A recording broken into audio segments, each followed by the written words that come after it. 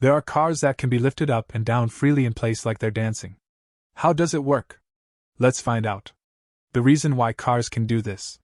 It's because of the air suspension system. It's a system that controls the damping springs. It's a system that relies on the compression and discharge of air to control the damping springs, to adjust the ground clearance of the car's chassis. The main purpose of air suspension is to increase the stability of the vehicle, to adapt to different road conditions. After this suspension system was developed, it was first used on heavy trucks, buses, and tractor-trailers. Then it was gradually used in some luxury cars. Nowadays, some relatively inexpensive cars are also equipped with this system.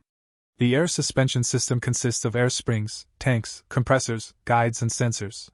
The principle of operation is relatively simple. When you inflate it, it raises. When you deflate it, it lowers. When the sensors send the road data to the control unit, after calculating the data, it will send a command to adjust the air spring to achieve the optimum elasticity. Because the process is fully automated, the reaction time within the entire system is only a few tens of microseconds. So the air suspension system reacts promptly and appropriately to every tiny movement of the wheels. The air is not filled directly by the compressor. It's compressed and stored in a tank. Then the tank is inflated. The air spring is a hollow structure inside. The outer layer of the airbag is also made of rubber. It's actually quite fragile. If it's punctured, it'll leak. And it needs regular maintenance.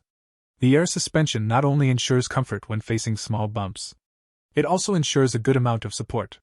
In addition, at high speeds, the air springs deflate the airbags to lower the car's body height, can increase the stability of the vehicle at high speeds. And in poor road conditions, the air springs will raise the ground clearance of the chassis, which increases the vehicle's durability compared to traditional suspension. Due to the more complex structure of air-type adjustable suspension, the chance and frequency of failure is also higher. In addition, if the height of the chassis is frequently adjusted, may cause the air pump system to overheat locally, will greatly shorten the service life of the air pump. After reading the principle of air suspension, have you solved your doubts? Let's see if your car has air suspension.